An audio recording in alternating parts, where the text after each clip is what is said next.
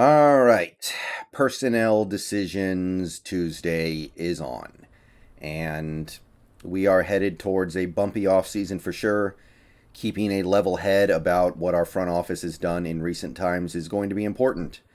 We need to make sure we are criticizing the right things, and we need to make sure we are giving credit where credit is due. So, with that being said, let's go ahead and jump in, starting with our free agent re-signings. Carson is out for the year still. Collins, basically an afterthought on this team. He ended up having a pretty decent year. I don't have anything negative to say about Collins. If we want to bring him back next year, that's fine. But at this point, Collins feels like an afterthought. We have way more interesting things going on at the running back position than him.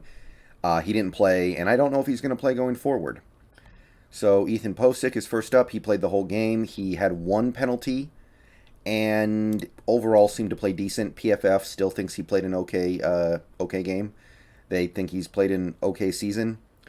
It's a little bit of a dangerous game we're playing with him because he might be playing just good enough for us to feel like we can bring him back, but not good enough to actually be good, if that makes sense. Like I just the ceiling is so low with a guy like an Ethan Posick. I don't think he's a bad player, but this is an opportunity to go for something better than just okay. Poona Ford played a solid game. His PFF grade actually jumped up like 3 points almost, I think. So he continues to have an effective season. He had, what was it? Let's check here. 5 tackles in that game. Played a full game worth of snaps for a defensive tackle. He's, look, I don't know if I would have given him that money knowing what I now know about his ability to rush the passer, which is basically nil. Al Woods has genuinely done a better job rushing the quarterback this year than Poona Ford. So that really hasn't worked out, but Poona is still a good player and he still has a value. I 10 million a year is pushing it a little bit, but he's a good player. Okay, Carlos Dunlap next up. I talked about him a little bit this morning, but he in limited snaps, I think it was like 33 snaps, had what was it, 5 tackles? Yeah, 5 tackles, 2 sacks, 3 QB hits. He forced a fumble. He deflected a pass. PFF grade jumped up 3 points. We're not getting our money's worth, but it I don't know. I don't know how to feel about this, guys.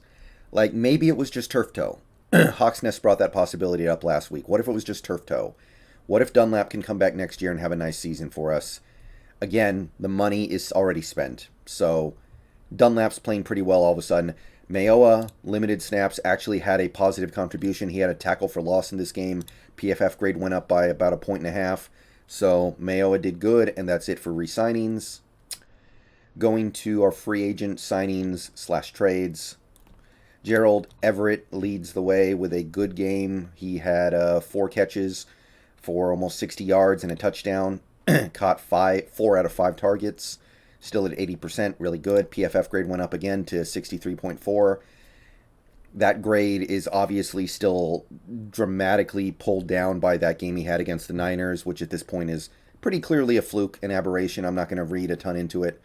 But Everett's playing good, and he, with 2 decent games to close the season, will end up with over 500 receiving yards despite missing 2 games, despite playing with a quarterback who sometimes just plain doesn't look his way, and having all these other problems that this offense has had this year. So if we want to bring Everett back next year, regardless of our offseason plan, I can get behind that. Okay, so Gabe Jackson played every snap. He gave up a sack, but his PFF grade basically stayed the same. It's at about 64.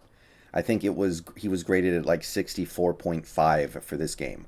So he continues to be decent, effective, not a bad trade, upgrade over what we had last year. But we've also kind of had a downgrade there because Gabe Jackson's presence has forced us to move Damian Lewis to the left side. But that's not Gabe's fault. Gabe is playing fine. Al Woods played another very effective game. He picked up a tackle for loss. He picked up 5 tackles. He, I think, had a hit on the quarterback. I'm not sure. I'm going to have to go back and check that. But PFF still in love with him, still up in the high 70s. I think his grade actually stayed stagnant this week at 77.3, but Al Woods is continuing to put in work. Kerry Hyder did not play. Blessuan Austin did not play. So that leaves us with Sidney Jones, and this is actually kind of interesting to me. This caught my attention. Sidney Jones got picked on a little bit in this game. He gave up some completions, there's no doubt. I'm sure I'm going to talk about those completions when we have our pass coverage Thursday video. But nevertheless, despite that, Sidney Jones's PFF grade still went up again. This is like the 8th week in a row his PFF grade has gone up. So, despite giving up some completions, PFF understands that he's being forced to play number 1 corner, knows that he's being put in bad situations because DJ Reed is not out there. And watching the game, I didn't feel like Sidney Jones was doing a lot of stuff wrong. Maybe there were 1 or 2 not so great plays, but this guy, I don't know where this came from. I'm really impressed. And if we choose to bring Carroll and Norton, etc., etc., etc. back next year, Sidney Jones deserves an opportunity to stick around and be an expected starter going into 2022, no doubt about it. So that's exciting. And I bash people like Carroll like nobody's business, but I got to give him credit here. Okay, draft picks and UDFAs. This is going to be quick. Dwayne Eskridge played 20 snaps, touched the ball 3 times, and picked up 17 yards. Had 2 good plays and 1 negative play. PFF grade went up a little bit to 57.4. He was involved, but he didn't make a big impact, but he was out there playing. Respect. And Jake Curhan is the only other draft pick or UDFA to get action. He played the whole game.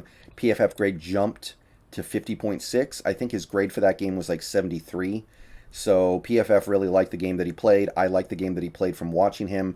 I think he gave up pressure on the last offensive snap of the game, which was unfortunate, but overall I think he held up fine. And if you're somebody who's been hesitant to believe in the Jake Curhan train, kind of like I have, I think it might be time to start jumping on that train a little bit here because it's happening. He's playing well enough. I can't say anything negative about it at this point. The dude is playing good. Okay, that leaves us only with our free agent departures.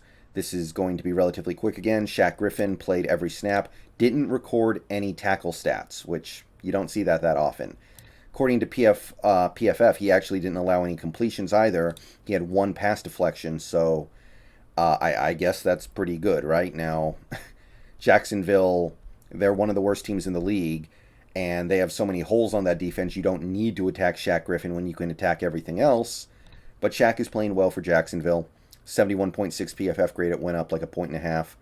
Jerron Reed played a few snaps for Kansas City. I think it was like, only 29 actually, not a lot. He had, 1 tackle, and his PFF grade dropped to 46.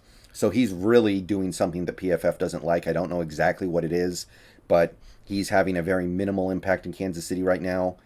KJ Wright played like 13 snaps and had no counting stats for the Vegas Raiders. Vegas Raiders did get the win. Their defense did play good, but KJ Wright was relatively a non-factor.